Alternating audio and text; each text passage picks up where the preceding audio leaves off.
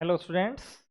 जैसे जैसे एग्ज़ाम नज़दीक आ रहे हैं, उम्मीद करते हैं कि आप लोगों का जो पढ़ने का टाइमिंग था वो भी बढ़ गया होगा। तो एक 12th क्लास के बड़े ही इम्पोर्टेंट टॉपिक की आज अपन डिस्कस करने जा रहे हैं और टॉपिक का नाम रहेगा मात्रक और विमाएं, यूनिट एंड डायमेंशन।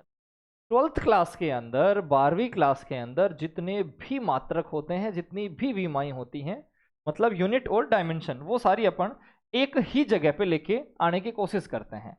देखिए, तो 12th क्लास के अंदर कितने तो मात्रक बोले तो यूनिट और कितनी ही इनकी विमाएं। ज्यादा हिंदी इंग्लिश का लफड़ा है नहीं यहाँ पे, एमएलटी के आसपास चलता है सब कुछ, तो कोई ज्यादा परेशानी आएगी नहीं किसी भी मीडियम के बच्चे को। देखो, तो सबसे पहले आता है अपने पास कुछ फंडामेंटल, कुछ मूल राशियां, जैसे कि अपने पास आता है सबसे पहला द्रव्यमान, मास। अगर बात आए कि इसका मात्रक, इसकी यूनिट क्या होती होगी, तो ये होती होगी किलोग्राम, और इसकी विमा, इसकी डायमेंशन कितनी होती होगी, m1। फिर आया हमारे पास सेकंड, लंबाई। लंबाई बोले तो लेंथ। लेंथ को किस में मेजर करते हैं, मीटर में, और इसकी विमा कितनी होती है, L1। फिर आता है थर्ड, समय, टाइम। अगर हम कहें कि इसका मात्रक क्या होता है, तो इसका मात्रक होता है सेकंड। फुल फॉर्म लिख सकते हो, कुछ थोड़ा देखने में ठीक लगते हैं। इसकी विमा होती है T1। हमें बेसिकली ये 6 से 7 विमाएं जो हैं ये तो याद रखनी है यहाँ पे। फोर्थ आता है अपने पास विद्युत धारा, इलेक्ट्रिक करंट। इलेक्ट्रिक करंट का जो यूनिट होता है, मात्रक, वो होता है एम्पियर, और इसको A1 से ही रिप्रेजेंट किया जाता है डायमेंशन के अंदर। सारे वैसे ब्रैकेट में आते हैं, टाइमिंग खर्च ना हो इसलिए मैं बार बार सबके नहीं लगाऊंगा, ये थोड़ा आप ध्यान रखो। ओके। उसके बाद अपने पास आता है ताप। ताप बोले तो टेम्परेचर। टेम्परेचर का जो डायमेंशन होता है वो केल्विन की वजह से बनता है K1, लेकिन बहुत सारी जगह पे वो K1 के बजाय θ1 भी लिखा मिलता है। तो ये दोनों एक ही बातें हैं। चाहे तो वो टेम्परेचर ताप को K1 लिख दे क्योंकि उसका मात्रक केल्विन होता था, और चाहे तो वो θ1 लिख दे, एक ही बातें हैं। और आगे देखते हैं नंबर 6, ज्योति तीव्रता, इंटेंसिटी, लुमिनस इंटेंसिटी। ये वैसे 12th में कहीं नहीं आई है, फिर भी देख लेते हैं। कैंडला, और कैंडला की वजह से इसको CD ही लिखा जाता है। और लास्ट जो आता था पदार्थ की मात्रा, अमाउंट ऑफ सब्सटेंस, ये भी 12th में कहीं नहीं है। तो ये लास्ट के जो अपने पास दो थे इनको आप अवॉइड भी कर सकते थे, बाकी आपको पता होने चाहिए थे। ज़्यादा टाइम नहीं खर्च करेंगे, कोशिश करेंगे अपन 40 से 50 मिनट के अंदर सारा वीडियो बना दें। अमाउंट ऑफ सब्सटेंस जो होता है उसका विमा होती है मोल, डायमेंशन। अब देखते हैं अपन दो तीन ऐसी इंपॉर्टेंट डायमेंशंस जो अपने को चाहिएंगी, जैसे कि फर्स्ट, बल, फोर्स। हर चैप्टर में जो डायमेंशन आ रही है उसके अंदर ये चाहिएगा ही चाहिएगा। और सेकंड जो कार्य है बोले तो वर्क।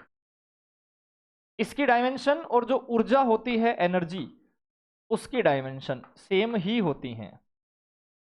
डायमेंशन का मतलब होता है विमा और यूनिट का मतलब होता है मात्रक, तो ये वर्ड कंफ्यूज ना करे दोनों मीडियम को। देखो, तो सबसे पहले मैं करता हूं बल, फोर्स। क्या फॉर्मूला होता है फोर्स का, F is equal to M. M बोले तो मास, द्रव्यमान, किलोग्राम, और एक्सेलरेशन का मतलब मीटर पर सेकंड स्क्वायर। ये आपको पता होना चाहिए। अब इसकी डायमेंशन क्या बनेगी, देखो, किलोग्राम का मीनिंग क्या था, मेरे पास मास था ना, तो ये आ जाएगा m1। मीटर का मीनिंग क्या होता है, लेंथ, L1, और अपॉन में है टाइम का स्क्वायर, ऊपर जाएगा तो माइनस। डायमेंशन कुछ इस तरह से बनानी है। जैसे मैं एक रफली और दिखाता हूं।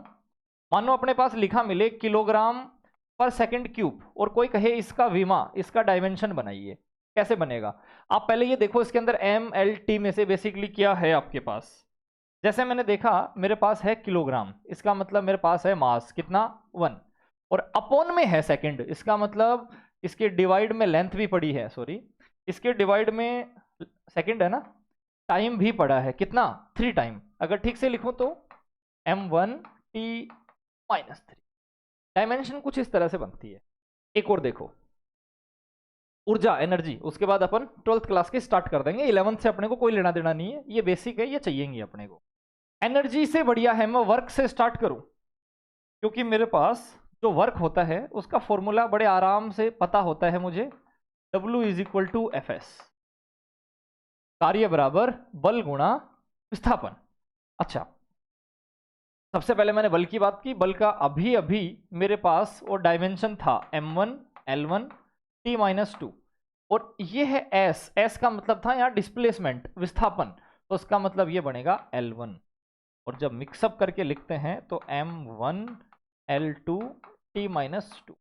इसका मतलब क्या हुआ? इसका मतलब हुआ कि आपको 12th क्लास में जाने से पहले दो डायमेंशन रटी हुई होनी चाहिए, ये वहां पे सोल्व करने नहीं बैठना है। कौन सी? एक तो मेरे पास फोर्स, बल कितनी, m1 l1 t-2, और एक मेरे पास वर्क, कार्य, m1 l2 t-2।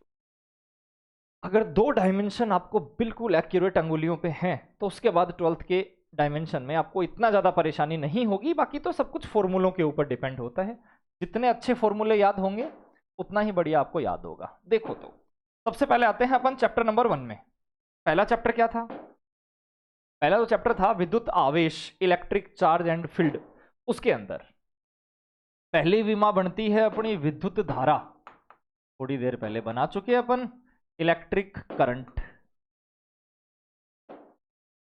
क्योंकि इसका मात्रक होता है एम्पियर, तो फिर इसकी विमा, इसकी डायमेंशन बन जाती है A1। फिर आता है नंबर 2, सेकंड क्या आता है अपने पास? विद्युत आवेश, आवेश बोले तो चार्ज।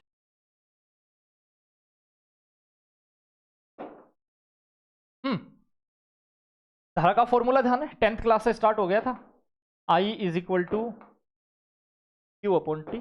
तो फिर मैं यहां से अगर Q की वैल्यू निकालना चाहूं तो Q is equal to I multiplied by T, बस बन गई विमा। धारा की विमा कितनी थी? धारा की विमा थी A1, और टाइम की T1, आ गया A1 T1। नेक्स्ट चला मैं नंबर 3, उसके बाद एक शॉर्ट कर दिया करूंगा, चैप्टर वाइज आप चाहो तो एक स्क्रीनशॉट ले सकते हो।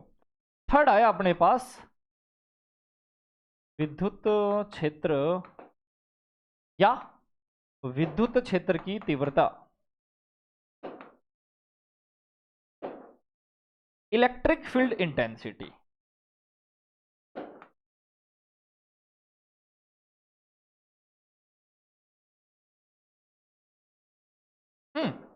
इलेक्ट्रिक फील्ड इंटेंसिटी का क्या फॉर्मूला होता था, क्या आपको ध्यान है? इलेक्ट्रिक फील्ड इंटेंसिटी का फॉर्मूला होता था E is equal to F upon Q naught. हम यहाँ पे इलेक्ट्रिक फील्ड इंटेंसिटी को पढ़ने के लिए नहीं आए, इसलिए मैं फॉर्मूला कैसे बना उसकी चर्चा नहीं करना चाहता। तो देखो, अगर मैं बनाना चाहूं इससे इसकी मात्रक और विमा दोनों चीजें, सबसे पहले मात्रक देखते हैं, क्योंकि मेरे पास बल है फोर्स, इसका मतलब न्यूटन, और अपॉन में क्या है? चार्ज, मतलब कूलाम। अगर विमा बनाना चाहूं तो बड़े आराम से बन जाएगी। कैसे बनेगी? न्यूटन का मतलब क्या है? बल, मैंने कहा था बल का मतलब m1 l1 t-2, रट के रखना है।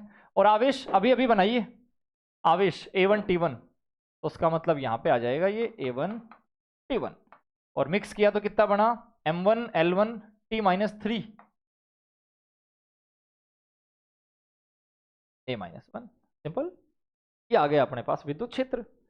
और आगे बढ़ते हैं, और आगे बढ़ा तो नंबर 4, विद्युत द्विध्रुव आघूर्ण,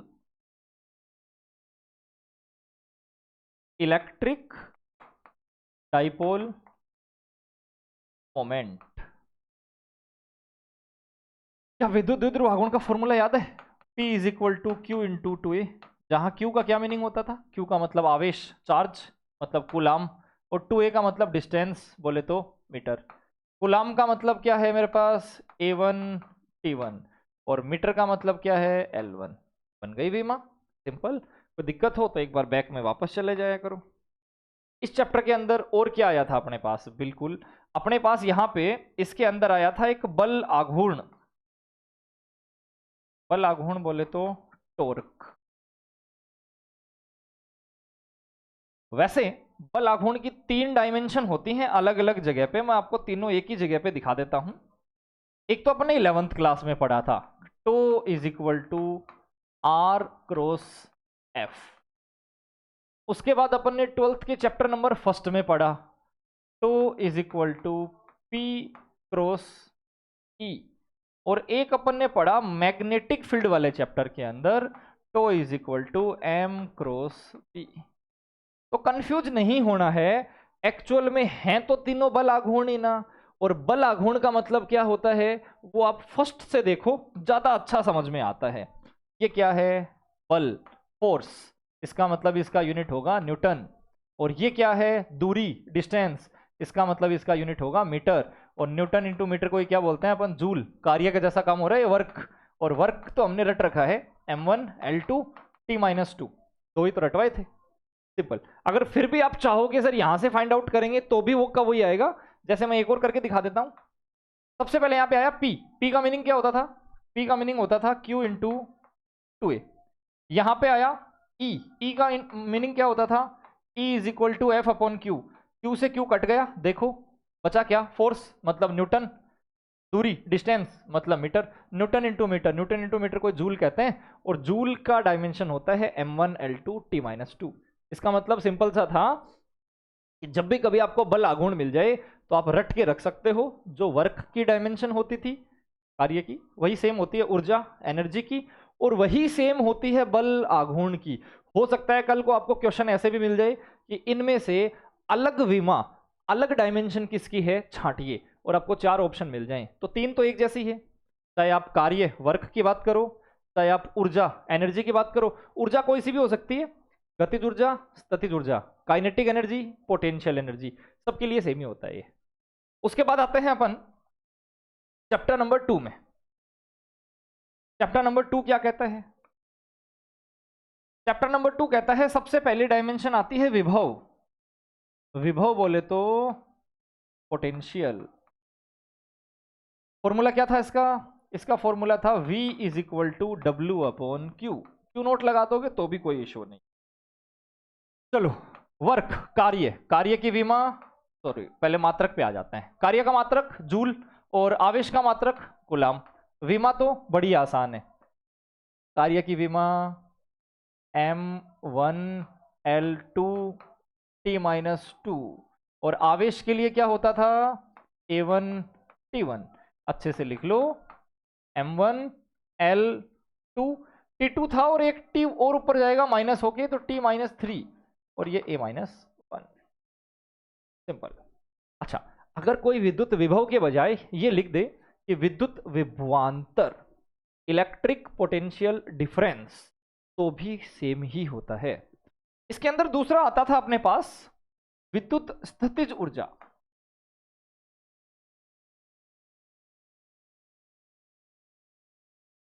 इलेक्ट्रिक पोटेंशियल एनर्जी। तो स्थितिज ऊर्जा का वैसे तो आपका फॉर्मूला कुछ इस तरह का होता था, K Q1 Q2 upon R, but इतना ज्यादा डीपली जाने की जरूरत नहीं है। ये देखो क्या मिला, ऊर्जा, एनर्जी, और एनर्जी का मतलब work, m1 l2 t-2। Simple. यहां पे मेरे पास एक नया कांस्टेंट निकल के आया, और कांस्टेंट क्या है? K। K की वैल्यू क्या होती है? 1/4 पाई एप्सिलॉन नोट, या फिर 1/4 pi epsilon note epsilon R। क्या लगता है इनमें से कौन सी वैल्यू सही है K के लिए? एक्चुअल में ये दोनों ही सही हैं। तो सर यहां से तो मात्रक और विमा अलग बनेगी, और यहां से मात्रक विमा यूनिट डायमेंशन अलग बनेगी। क्यों? यहां एप्सिलॉन नोट है, यहां पे एप्सिलॉन R और मल्टीप्लाई नहीं, ऐसा कुछ नहीं है। एक्चुअल में एप्सिलॉन R जो होता है उसका कोई भी मात्रक और विमा, कोई भी यूनिट और डायमेंशन नहीं होती। इसका मतलब सेम ही बनेगी। और क्या बनेगी वो मैं आपको बता देता हूं। चैप्टर नंबर 1 और 2 ये दोनों जगह ही काम में आता है। देखो, कूलाम बल सुना था अपन ने, कूलाम फोर्स।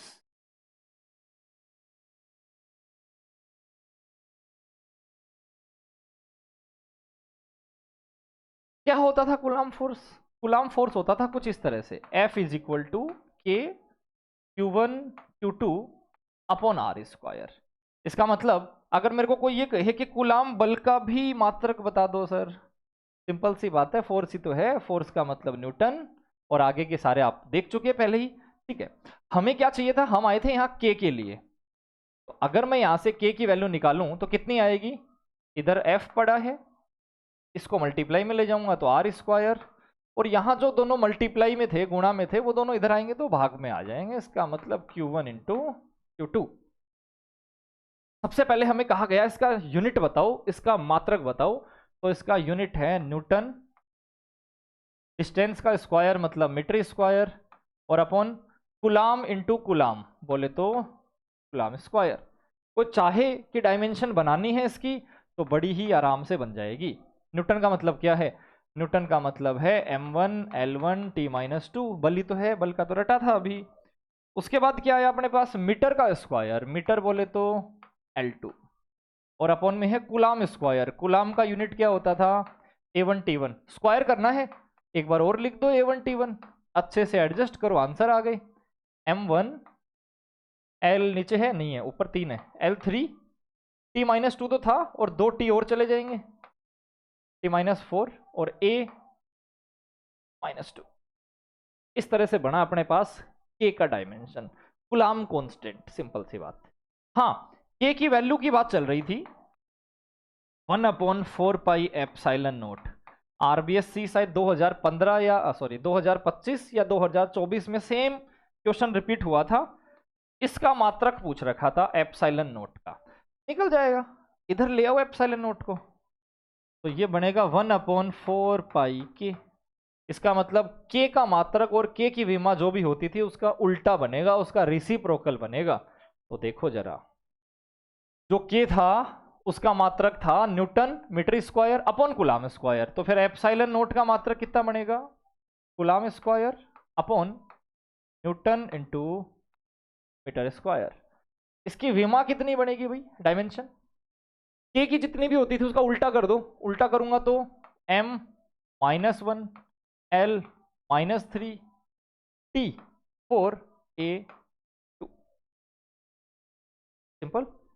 यहां तक पहुंचने के बाद अपने पास जो चैप्टर नंबर 1 और चैप्टर नंबर 2 थे, बेसिकली उनकी यूनिट्स कंप्लीट हो गई।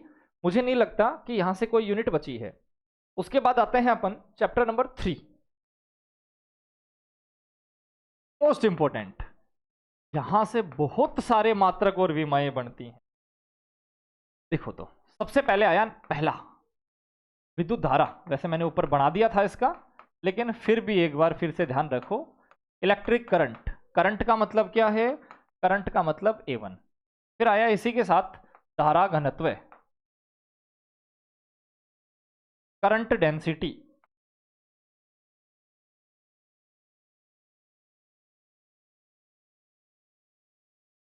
करंट डेंसिटी का क्या मात्रक या विमा होती है? तो देखो, करंट डेंसिटी का फॉर्मूला कुछ इस तरह का होता था, J is equal to I upon A. इसका मतलब करंट पर यूनिट एरिया, एकांक क्षेत्रफल में प्रवाहित धारा। इसका मतलब मैंने कहा कि धारा की वजह से बनेगा A1, और अपॉन में क्या है, चलो पहले मात्रक बना लेते हैं। धारा की वजह से बनेगा एम्पियर, और अपॉन में है एरिया, क्षेत्रफल मतलब मीटर स्क्वायर। तो एम्पियर का तो बनेगा A1 और मीटर स्क्वायर का बनेगा L2, तो L-2 A+1। सिंपल। और आगे बढ़े, और आगे बढ़े तो यहाँ पे क्या आ गया था अपने पास? ओम का नियम आ गया था। ओम का नियम अगर आ गया था तो उसका मतलब V इज इक्वल टू आया था IR, और यहां से R की वैल्यू आ गई थी V/I। R को क्या कहते हैं भाई? R को कहते हैं प्रतिरोध, बोले तो रेजिस्टेंस। वैसे तो अपने को पता है रेजिस्टेंस का जो यूनिट होता है, रेजिस्टेंस का जो मात्रक होता है, हम उसको कहते हैं ओम। और कुछ इस तरह से लिखते हैं। बात चल रही है कि इसके लिए आप विमा डायमेंशन कैसे फाइंड आउट कर सकते हो। तो देखो, इसका डायमेंशन फाइंड आउट करने का तरीका बड़ा ही आसान था। या तो मैं वोल्टेज और करंट दोनों के लिए अलग से डायमेंशन याद करूं, या फिर मैं इनको टुकड़ों में तोड़ दूं। अब क्योंकि ये है वोल्ट, विभव, पोटेंशियल, और पोटेंशियल का फॉर्मूला क्या होता था, V is equal to W upon Q, और करंट जो था वो साथ में पड़ा है, बन गई विमा। W तो रट के आयो, कार्य कितना था, कार्य था M1 L2 T-2, आवेश A1 T1, मल्टीप्लाई कर दिया किससे, धारा से, मतलब A1 से। अपने पास कितना बन गया, अपने पास M बना 1, L2 तो थे और एक्स्ट्रा आया नहीं है तो L2 ही रहेगा। T कितने बने, -2 थे, एक और ऊपर गया -3, और A कितना बना -2, हो गया। और आगे बढ़े, सेम मेरे पास बनेगा इसका बिल्कुल उल्टा। जो मेरे पास प्रतिरोध होता था, इसको अगर मैं उल्टा कर दूं 1/R, तो इसको कहते हैं G4। जैसे मेरे पास प्रतिरोधकता का उल्टा होता था चालकता, विशिष्ट प्रतिरोध का होता था विशिष्ट चालकता, ऐसा ही कुछ मेरे पास यहां है। प्रतिरोध का उल्टा बनेगा कंडक्टेंस, चालकत्व। हाँ, अब बात आती है कि वैल्यू कितनी आएगी, इसीलिए मैंने इसको साथ में चिपकाया। प्रतिरोध का उल्टा, इसका मतलब प्रतिरोध होता था ओम, और ये आएगा 1/ओम। इसको मैं ओम इनवर्स भी लिख सकता हूं, वैसे ओम इनवर्स को ऐसे भी लिखा जाता है, इसको पढ़ते हैं महो, और इसको थोड़ा और आगे ले जाऊं तो इसको साइमेंस भी बोलते हैं। ठीक है, बात आती है वीमा कितनी होगी, तो देखो उसका जस्ट उल्टा। फिर भी अगर परेशानी हो तो मैं एक बार स्पीड से वापस कर देता हूं। देखो क्या था, V is equal to IR, यहां से R की वैल्यू आई थी V/I। V की वीमा अगर आपको डायरेक्ट याद है तब तो वेल एंड गुड, लेकिन अगर आपको याद नहीं है तो V को हटाओ और V की जगह लिख दो W/Q। I अपनी जगह पड़ा है, इन सब की तो याद ही है। W मतलब कार्य, कार्य मतलब M1 L2 T-2, आवेश मतलब A1 T1, और धारा मतलब A1। अच्छे से लिखो, M1 L2 T-3 A-2। अच्छा, फिर अपन ने क्या पढ़ा था, अभी अपन ने पढ़ा था चालकत्व, मतलब प्रतिरोध का उल्टा। ठीक है, तो इसके लिए हम क्या कहेंगे, हम कहेंगे कंडक्टेंस का मतलब है 1/ओम। तो फिर जो भी विमा थी उसको उल्टा कर दो, M आ जाएगा -1, L आ जाएगा -2, T आ जाएगा 3, A आ जाएगा 2। आसान है। अच्छा, यहां तक अगर कंप्लीट हो गई है तो अपन बढ़ते हैं थोड़ा सा आगे। रो, क्या जानते हो आप रो के बारे में। प्रतिरोध डिपेंड किस किस पे करता था, यहां से एक फॉर्मूला बना था, R is equal to ρL/A। यहां से अगर आप रो की वैल्यू निकालना चाहते हो तो ये आएगी RA/L। रो को क्या कहते हैं, रो को कहा जाता है विशिष्ट प्रतिरोध। विशिष्ट प्रतिरोध बोले तो स्पेसिफिक रेजिस्टेंस। ठीक है, सबसे पहली बात आती है इसका मात्रक बताओ। मात्रक तो बड़ा आसान था, प्रतिरोध की वजह से बना था ओम, उसके बाद आया था एरिया मीटर स्क्वायर, और अपॉन में है लेंथ मतलब मीटर। सिंपल, मैंने जैसे ही काटा तो मेरे पास यूनिट कितनी आएगी, ओम इंटू मीटर, क्योंकि 1 मीटर तो कैंसिल आउट हो गया। ओके, ओम के लिए डायमेंशन क्या होती थी भाई, अभी अभी निकाली, और एक बार भी नहीं 2 बार फाइंड आउट कर ली, तो उसका मतलब सीधी चिपका देते हैं इसको। कहां है भाई ओम, ये रहा प्रतिरोध, इसकी डायमेंशन होती थी M1 L2, माइनस में था ना, प्लस में था, L2 T-3 A-2। इसी में एक मीटर बढ़ा देना है, मीटर का मतलब एक लेंथ और बढ़ा देनी है, तो लेंथ जो 2 हुआ करती थी उसको कितनी कर दो, 3 कर दो। यही बनेगा अपने पास क्या, अपने पास रो। रो का बिल्कुल उल्टा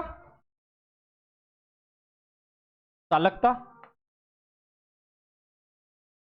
चालकता बोले तो कंडक्टेंस।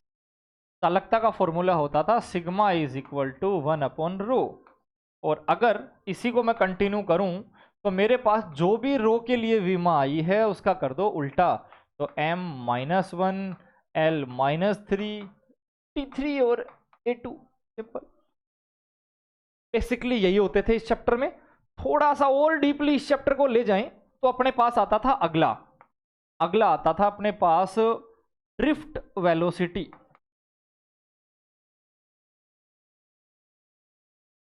अपवहन वेग,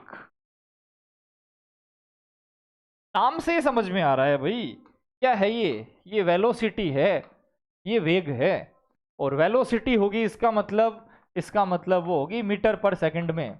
मीटर का मतलब क्या है L1 और सेकंड का मतलब क्या है t-1, बस यही बनेगा।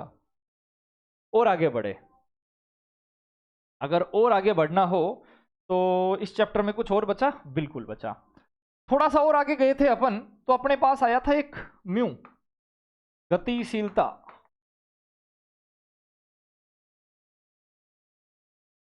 क्या होता था गतिशीलता? मोबिलिटी।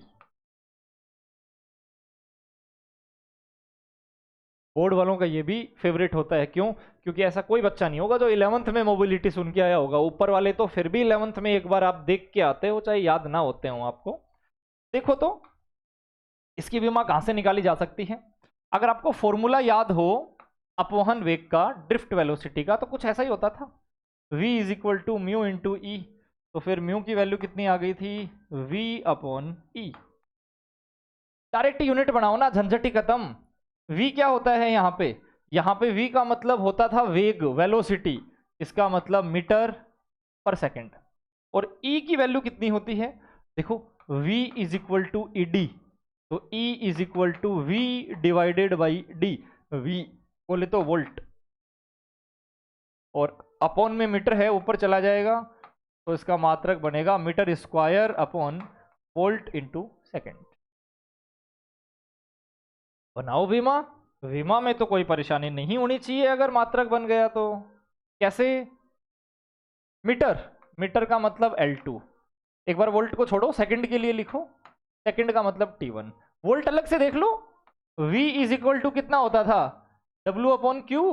W मतलब M1 L2 T-2, और Q का मतलब A1 T1 रख दो, M1 L2 T-2, और अपॉन में A1 T1 है तो मैं ऊपर ले जाता हूं A1 T1। अच्छे से कुछ कैंसिल होता है तो कर दो। ये देखो अपने पास एक तो T1 से T1 जा रहा है, L2 से L2 जा रहा है, तो फिर वैल्यू कितनी बन गई? M ऊपर जाएगा तो -1, L है ही नहीं, बहुत बढ़िया। T ये कट चुका, ये ऊपर जाएगा तो 2, और A कितना बनेगा? 1। येलो मोबिलिटी कोई बहुत टफ नहीं था, बट इंपॉर्टेंट है 12th के हिसाब से। मोस्टली इसके अंदर यही होते थे। एक ईएमएफ आप चाहो तो देख सकते हो।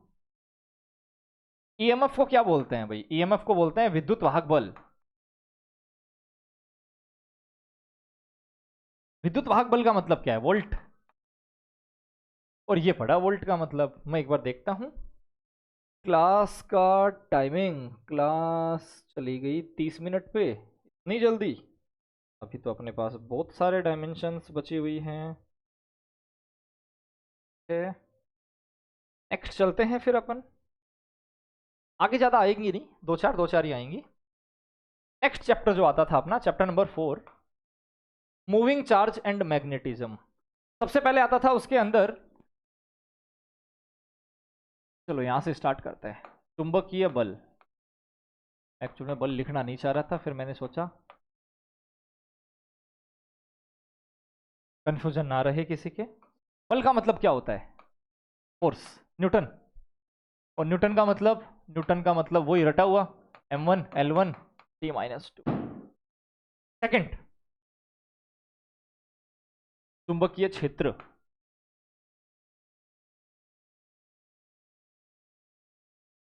Magnetic force. क्या मेरे को कोई मैग्नेटिक फोर्स के लिए यूनिट और डायमेंशन बता सकता है? देखो सिंपल सा तरीका, मैग्नेटिक फील्ड को सबसे पहले मैंने फिर से फोर्स लिख दिया क्या? नहीं नहीं भाई, ये फील्ड ही है। ये मिसप्रिंट था। हाँ, मैग्नेटिक फील्ड के बारे में सबसे पहले किसने बताया था?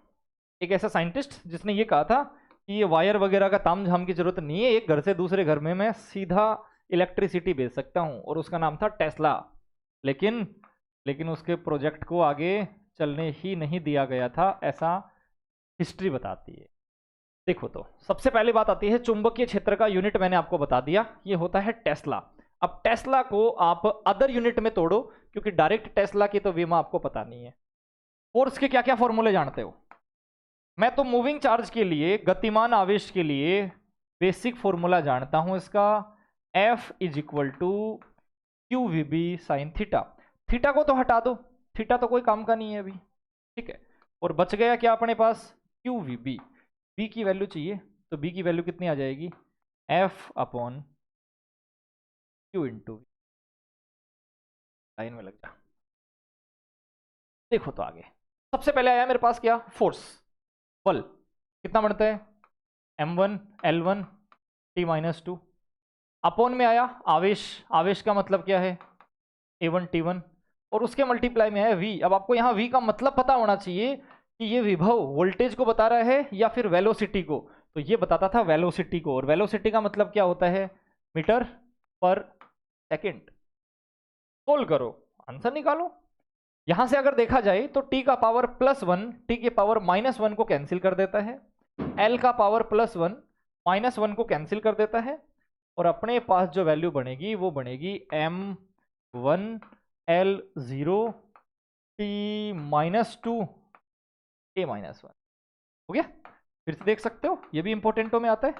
F is equal to Q V B, B की वैल्यू चाहिए तो B is equal to F upon Q into V. F मतलब force m1 l1 t -2, charge a1 t1, और वेग वेलोसिटी l1 t -1। जो कटता है उनको काट दो, t1 से t1 गया और l1 से l1 गया, और अपने पास क्या बचा? m1 l0 t -2 a -1। चलो, बड़ा इजी था। उसके बाद जैसे अपन ने विद्युत वाले क्षेत्र में पढ़ा था एप्सिलॉन नोट, ऐसे ही सेम अपने पास मैग्नेट चुंबक वाले एरिया में आएगा म्यू नोट। अगर म्यू नोट के बारे में आपको पढ़ना है तो सबसे पहले आपको म्यू नोट का कोई ना कोई एक फॉर्मूला पता होना चाहिए। कोई भी फॉर्मूला बना सकते हो, बहुत सारे फॉर्मूले पड़े हैं, जैसे B is equal to mu naught N I, B is equal to mu naught H. और कहीं पढ़ा है? बिल्कुल पढ़ा है, पायो सावर्त का नियम। B is equal to mu naught upon 4 pi I D L sine theta upon R square. मुझे तो सबसे अच्छा यही लग रहा है। क्यों लग रहा है सबसे अच्छा? क्योंकि यहां जब मैं म्यू नोट निकालूंगा तो सब कुछ मेरे पास ऑलरेडी पका पकाया मिल गया। म्यू नोट की वैल्यू चाहिए B, मल्टीप्लाई में कौन जाएगा? ये 4 पाई आर स्क्वायर, और अपॉन में कौन जाएगा? आई डी एल साइन थीटा। मात्रक भी बना दो, विमा बना दो। अच्छा, बोलते क्या है म्यू नोट को? मैंने तो बताया ही नहीं है। म्यू नोट को बोलते हैं निर्वात की चुंबकशीलता, परमेबिलिटी ऑफ वैक्यूम। कितना होता है? निकाल लो। B tesla, distance metre square, current ampere, distance metre. जैसे ही मैंने इसको सोल्व किया, 1 मीटर से 1 मीटर कैंसिल हो चुका, और ये बचा टेस्ला इंटू मीटर पर एम्पियर। सबकी वैल्यूज मेरे पास हैं। टेस्ला कहाँ है? ये रहा टेस्ला, टेस्ला ही तो था ही, बिल्कुल ये बी की वैल्यू थी। तो उसका मतलब मैं लिख सकता हूं इसकी जगह, टेस्ला की जगह क्या? m1 l0 t -2 a -1। साथ में क्या था मेरे पास? मीटर, मीटर का मतलब l1, और अपॉन में क्या है मेरे पास? एरिया, सॉरी एम्पियर, एम्पियर बोले तो a1। ठीक से लिखो, m1 l1 t -2 a simple. ये था मेरे पास म्यू नोट। अच्छा, म्यू आर क्या होगा? वही बात वापस से आ गई। म्यू आर जो होता था अपेक्षिक, रिलेटिव, और आगे सेम आ जाएगा चुंबकशीलता, परमेबिलिटी, इसकी कोई यूनिट नहीं होती थी, सिंपल। उसके बाद आते हैं अपन नेक्स्ट चैप्टर के अंदर। Timing timing timing timing 34 40 into 80 अभी है अपने पास, थोड़ा सा टाइमिंग और है, इसके अंदर अपन एडजस्ट कर सकते हैं। नेक्स्ट अपन कहाँ जा सकते हैं? नेक्स्ट आते हैं अपन अगले चैप्टर के अंदर। अगला चैप्टर जो आता था अपना मैग्नेट वाला। मैग्नेट में क्या क्या जानते हो भाई? सबसे पहले आता था उसके अंदर एक तो चुंबकन तीव्रता, मैग्नेटाइजेशन इंटेंसिटी, और एक होता था चुंबकन क्षेत्र, मैग्नेटाइजेशन फील्ड। दोनों में फर्क होता था। देखो चुंबकन तीव्रता कितना होता था, I is equal to M upon V. अच्छा एम क्या होता है ये पहले देख लें तो शायद ज्यादा अच्छा रहेगा। ये अपने पास एक मैग्नेट, ये अपने पास एक चुंबक। इस चुंबक के लिए अगर मैं यहां लगा दूं नॉर्थ, यहां लगा दूं साउथ, तो सिंपल सी बात है, ये अपने खुद के इफेक्ट को दिखाने के लिए क्या करते हैं, अपनी स्ट्रेंथ लगाते हैं। अब मैंने बोला कि दोनों जो इसके ध्रुव होते हैं उनके बीच की डिस्टेंस है 2a। तो उसका मतलब द्विध्रुव आघूर्ण, डाइपोल मोमेंट कितना होगा, m को मल्टीप्लाई कर दो 2a से। सर m की विमा नहीं पता हमें। देखो q का जैसा ही तो बिहेव कर रहा है, प्लस क्यू माइनस क्यू, तो प्लस एम माइनस एम, ऐसा ही कुछ है ये भी। जो q होता था आवेश, उसकी विमा होती थी a1 t1। तो फिर जो स्मॉल m होता है ध्रुव प्रबलता, पोलर स्ट्रेंथ, इसकी होती है a1 l1। तो उसका मतलब यहां पे आ गया मेरे पास a1 l1, और एक डिस्टेंस मतलब l1 से और मल्टीप्लाई कर दिया, तो ये आ गया a1 l2। बस अब कोई दिक्कत नहीं, इधर पहुंचा मैं। मैंने कहा कि मेरे पास क्या होता है, ये तो था वॉल्यूम आयतन, और ये क्या होता था द्विध्रुव आघूर्ण। ऐसी तो कुछ डेफिनेशन थी कि एकांक आयतन पर उपस्थित द्विध्रुव आघूर्ण, dipole moment per unit volume. तो उसका मतलब ये तो है वॉल्यूम आयतन, और आयतन का मतलब मीटर क्यूब। ये है मेरे पास क्या m, और m का मतलब क्या होता था, द्विध्रुव आघूर्ण, डाइपोल मोमेंट, जिसकी वैल्यू होती थी m इंटू 2a। इस m का मीनिंग होता था a1 l1, डिस्टेंस मतलब एक और l1, और अपॉन में अगर देखूं तो मीटर क्यूब मतलब लेंथ 3, लेंथ 2 तो कैंसिल हो गई, a1 अपॉन l1 या l माइनस 1 a1। कुछ इस तरह से बनता था अपने पास चुंबकन तीव्रता।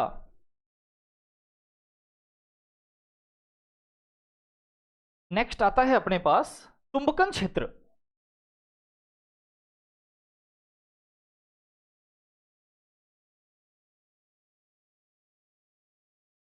मैग्नेटाइजिंग फील्ड अगर फाइंड आउट करना हो तो है मेरे पास B is equal to mu naught H।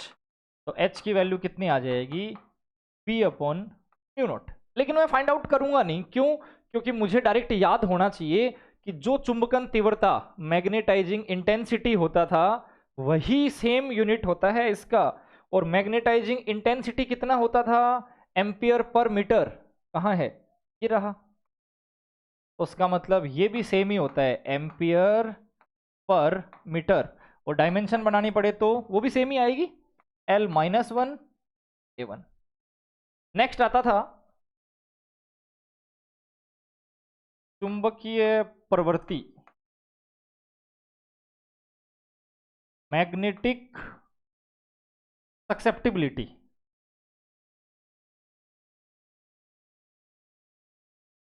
ये भी अपने आप में इंपॉर्टेंस रखती है। चुंबकीय प्रवृत्ति या चुंबकन प्रवृत्ति का क्या फॉर्मूला होता था, इसको काई से रिप्रेजेंट करते थे, और इसकी वैल्यू होती थी I अपॉन एच। क्योंकि 2 ही मिनट पहले मैंने ये कहा कि जो I होता है, I वो होता है एम्पियर पर मीटर, या फिर सीधा डायमेंशन देख लो इसकी A1 L माइनस 1। और जो चुंबकन क्षेत्र होता है वो भी सेम A1 L माइनस 1। इसका मतलब अगर इन दोनों की ही विमाएं सेम होती हैं तो ये एक दूसरे को काट देते हैं, और ये क्या बन जाता है, ये बन जाता है मात्रकहीन, यूनिटलेस। और जब इसकी यूनिट मात्रक ही नहीं है तो फिर इसका विमा डायमेंशन भी नहीं होनी। और ऐसा ही कुछ होता था यहाँ, mu is equal to mu naught mu R. मैंने थोड़ी देर पहले आपको बता दिया था। वैसे यहाँ जो म्यू आर होता है इसकी भी कोई डायमेंशन नहीं होती, और इन दोनों की एक जैसी होती है। डायमेंशन ऊपर मैं बता चुका, तो बार बार बताने से टाइम ज़्यादा स्पेंड हो जाएगा। फिर आते हैं अपन नेक्स्ट चैप्टर में, अल्टरनेटिंग करंट। ये भी बड़ा तगड़ा चैप्टर होता है, लेकिन इसके अंदर बहुत सारी डायमेंशन बनती नहीं है। जैसे पहली डायमेंशन क्या बनती है, प्रतिरोध, रेजिस्टेंस। उसके अगला बनता है एक्सएल, इंडक्टिव रिएक्टेंस, प्रेरकीय प्रतिघात। उसके अगला बनता है एक्सी, धारितीय प्रतिघात, कैपेसिटिव रिएक्टेंस। उसके अगला बनता था जेड, इंपिडेंस, प्रतिबाधा। हकीकत में इन सब का काम सेम ही है, करंट को रोकना। और करंट को रोकने का मतलब है ये सारे के सारे ओम हैं। ओम की विमा ऊपर मैं बना चुका, तो मुझे तो लगता नहीं है वापस बनानी है। फिर भी अगर आप लोगों का मन है तो लो एक बार बना देते हैं। अपने पास फॉर्मूला था V is equal to I R, तो R की वैल्यू कितनी आ जाएगी, V upon I. V is equal to W upon Q, I अपनी जगह है ही, ठीक है। W मतलब कार्य, M1L2 T माइनस 2, Q मतलब A1 T1, और करंट का मतलब क्या है, करंट ही था नहीं, A1 बन गया। मिक्स कर लेना, M1L2 T minus 3 A minus 2, simple. अच्छा, और इसके अंदर कोई थी क्या, हाँ बिल्कुल, इसके अंदर थी फ्रीक्वेंसी, आवृत्ति। फ्रीक्वेंसी की कितनी होती है, देखो अगर याद हो तो आवृत्ति बराबर 1/, आवर्तकाल। Frequency is equal to 1 upon time period, तो अपॉन में टी है, ऊपर आएगा तो T माइनस 1 हो जाएगा। एक आता था ओमेगा, एंगुलर फ्रीक्वेंसी, बोले तो कोणीय आवृत्ति। कोणीय आवृत्ति कितनी होती है, कोणीय आवृत्ति का मतलब होता है रेडियन पर सेकंड। रेडियन का मीनिंग, रेडियन का मतलब कोई विमा नहीं होती, M0 L0 T0, और सेकंड का मतलब T1। तो सिंपल सी बात है, जो F होता था वैसा ही ओमेगा होता है। मात्रक अलग अलग है, इसका तो है सेकंड माइनस 1 और इसका है रेडियन पर सेकंड, लेकिन विमाएं दोनों की सेम है। क्यों, क्योंकि ऊपर जो रेडियन आता है इसकी विमा होती नहीं है, तो फिर दोनों बिल्कुल सेम बिहेव करेंगे। उसके बाद अगर अपन चलें नेक्स्ट चैप्टर में, तो अपने पास इलेक्ट्रोमैग्नेटिक वेव से कोई बनती है क्या यूनिट, बनती है इंटेंसिटी, तीव्रता। क्या जानते हो आप तीव्रता के बारे में, मानो ये वैसे 9th क्लास से स्टार्ट हो जाती है। मानो मेरे पास एक क्या है, मेरे पास एक कोई सरफेस है, इस तो थप्पड़ है, कोई सरफेस है। इस सरफेस में मैंने क्या किया, इधर से और कोई रे इसके ऊपर डाली। जैसे ही मैं रे डालूंगा तो कितना एरिया कवर कर रहा हूं पर यूनिट सेकंड, उसी को बोलते हैं तीव्रता, उसी को बोलते हैं इंटेंसिटी। इसका मतलब मैं ये कह सकता हूं कि तीव्रता का फॉर्मूला क्या होता है, energy per unit area per unit time. ऊर्जा एकांक क्षेत्रफल एकांक समय में तीव्रता कहलाती है। क्योंकि मेरे पास है ऊर्जा, इसका मतलब जूल, मेरे पास है एरिया मतलब मीटर स्क्वायर, और मेरे पास है टाइम मतलब सेकंड। तुम लोगों के पास क्या है भाई, अगर डायरेक्ट आप सिर्फ डायमेंशन बनाना चाहो तो यहीं से बन जाएगी। देखो जूल, जूल का मतलब क्या होता है, M1L2 T minus 2, metre square का मतलब L2, और टाइम का मतलब T1। अच्छे से एडजस्ट कर दो, M1 कट गए, L0 T माइनस 3, खत्म। अच्छा लेकिन सही तो लिखा है क्या मैंने, energy per unit area per unit second, energy का मतलब जूल, एरिया का मतलब मीटर स्क्वायर, टाइम का मतलब second, M1L2 T minus 2 metre square L1, सही है। अगर यूनिट को थोड़ा और आगे बढ़ा सको तो बढ़ा सकते हो, क्योंकि पावर का यूनिट पता है अपने को, कार्य का सॉरी शक्ति का क्या होता था, कार्य करने की दर, वर्क पर यूनिट टाइम, तो उसका मतलब जूल पर सेकंड को कह सकता हूं मैं पावर, बोले तो वाट, तो ये वाट पर मीटर स्क्वायर भी हो सकता था, ठीक है। और वाट के लिए अगर किसी को डायरेक्ट याद हो तो होती थी M1L2 T माइनस 3, और L2 कट जाता था तो M1 T माइनस 3, मतलब एकदम सही चल रहे हैं अपन, कहने का मतलब था ये। उसके अलावा मुझे लगता नहीं है कि इस चैप्टर के अंदर कोई और डायमेंशन बनती थी इस तरह की जो हमने नहीं पढ़ रखी हो। नेक्स्ट अगर अपन चलें रे ऑप्टिक्स के अंदर, अब थोड़ी सी स्पीड पकड़ते हैं नहीं तो 2 क्लासेज में चला जाएगा ये वीडियो जबरदस्ती का। रे ऑप्टिक्स के अंदर क्या आता था, एक तो आता था अपवर्तनांक, रिफ्रैक्टिव इंडेक्स।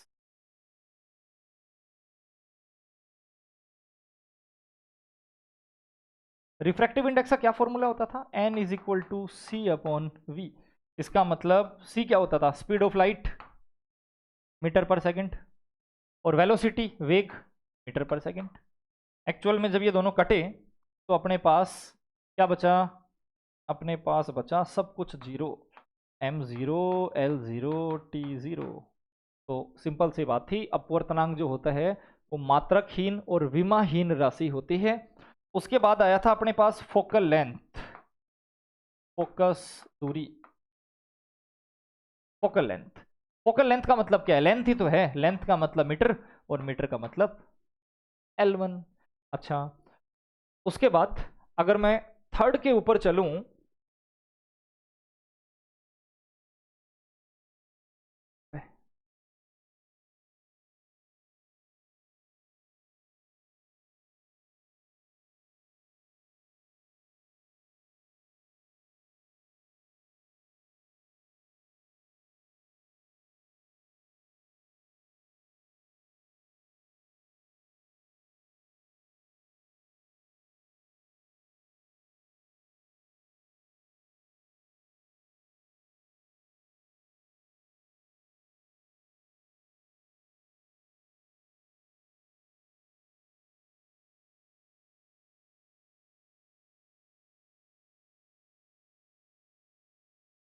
हाँ, अगर मैं इसके आगे बढ़ूं तो नेक्स्ट आता है मेरे पास अगला चैप्टर, जिसके अंदर वेव ऑप्टिक्स। वेव ऑप्टिक्स में एक तो आता है फ्रिंज चौड़ाई, फ्रिंज विड्थ,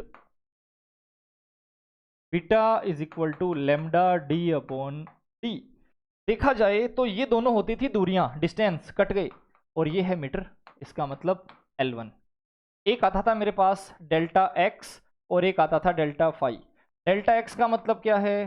पाथ डिफरेंस, पथांतर, और क्योंकि पथों का अंतर है तो ये मीटर में आता था, मतलब L1। और ये है फेज डिफरेंस। फेज डिफरेंस का क्या मतलब है भाई? कलांतर, कोणों का एंगल। अगर मेरे पास दो कोण, दो एंगल होते तो मैं क्या कर सकता था? मैं लिख सकता था कि वो रेडियन में आते हैं। उसके बाद कुछ नहीं है, बोर रेडियस है। तो बोर रेडियस का मतलब क्या है? बोर त्रिज्या है, तो त्रिज्या ही ना मीटर में आएगी, और मीटर में, अगर मीटर में आएगी तो L1, कैपिटल L नहीं हो सकता। उसके बाद आए थे लास्ट वाले में, तो वहां पे आता था वर्जित ऊर्जा अंतराल। वर्जित ऊर्जा अंतराल, वर्जित ऊर्जा अंतराल बोले तो जब अपन ने 2-3 बैंड बनाए थे तो उनके बीच की थी अपने पास डिस्टेंस, फोरबिडन एनर्जी गैप, वही है। क्योंकि है तो एनर्जी ना, और एनर्जी है इसका मतलब या तो जूल में आएगी या इलेक्ट्रॉन वोल्ट में आएगी। अच्छा, वैसे मैं पूछ लूँ 1 इलेक्ट्रॉन वोल्ट की वैल्यू कितनी होती है? तो 1.6 इंटू 10⁻⁻19 जूल। इसका मतलब ये भी जूल ही है, और जूल का मतलब कार्य, वर्क, M1L2T-2। ये थी अपने पास 12th क्लास की सारी यूनिट और सारी डायमेंशन, सारे मात्रक और सारी विमाएं। एक डायमेंशन हमारी पीछे रह गई, वो मैं आपको यहां लगवा देता हूं। ऐसी कोई बात नहीं है कि वहीं पे पढ़ना कंपलसरी था, बट फिर भी मेरे को ध्यान आ गया कि एक अपन ने छोड़ दिया। क्या छोड़ दिया? लेंज लो जहां पढ़ा था वहां पे अपने पास आया था E इज इक्वल टू कितना होता है? D phi upon D T, और फाई की वैल्यू कितनी होती है? Li। इसका मतलब E होता है D अपॉन डी टी, और यहां पे मैं जैसे ही Li रखता था तो L T upon D T, बस। तो मैंने दो डायमेंशन यहां पे आपको होमवर्क के लिए डाल दी। कौन सी? एक तो डाल दी फ्लक्स, और एक डाल दिया मैंने प्रेरण गुणांक, कोफिशियंट। इसके लिए अपने पास इंडक्शन की। हाँ, एक कोफिशियंट और भी होता था M। हालांकि दोनों की विमाएं, दोनों की डायमेंशन सेम ही होती है डायमेंशन। यहां तक का आप अच्छे से कवर करना, और इसके बाहर ना तो कोई यूनिट, कोई डायमेंशन बची है, और ना ही कोई नई डायमेंशन अगला बना सकता है। अगर आपको इनकी स्टार्टिंग चाहिए तो मैं दे सकता हूं। जैसे जैसे अगर मेरे को विद्युत फ्लक्स चाहिए, इलेक्ट्रिक फ्लक्स, तो ये होता था E डॉट डी ए, और E मतलब F अपॉन क्यू, डी ए था ही। अगर मेरे को मैग्नेटिक फील्ड चाहिए, सॉरी मैग्नेटिक फ्लक्स, तो ये आता था B dot D A. B मतलब टेस्ला और डी ए मतलब मीटर स्क्वायर था ही। यहाँ भी लिख सकते हो न्यूटन पर कूलम इंटू मीटर स्क्वायर। हाँ, एल के लिए E is equal to minus L D I upon D T. तो एल के लिए कितना आ जाएगा, E dot D T upon D I. E मतलब वोल्टेज ही तो है। तो दो आप फाइंड आउट करके देखो, और फाइंड आउट इसलिए करवा रहा हूं ताकि थोड़ा सा आपको भी मेहनत करने से प्रैक्टिस हो, और प्रैक्टिस होगी तो ही ये सोल्व हो पाएंगी, वरना तो अटकते ही घूमोगे। ये था अपना एक यूनिट और डायमेंशन का सेशन। उम्मीद करता हूं कि सभी को समझ में आया है। परेशानी हो तो एक नहीं 2 बार देखो, लेकिन कंफर्म है एक क्वेश्चन आएगा ही आएगा। और एक क्वेश्चन आ जाए इसका मतलब है कि 12th क्लास के अंदर बहुत ज़्यादा इंपॉर्टेंस होती। तो चलिए आज का वीडियो यहीं ख़त्म करते हैं। तो कंप्लीट देखने के लिए थैंक यू।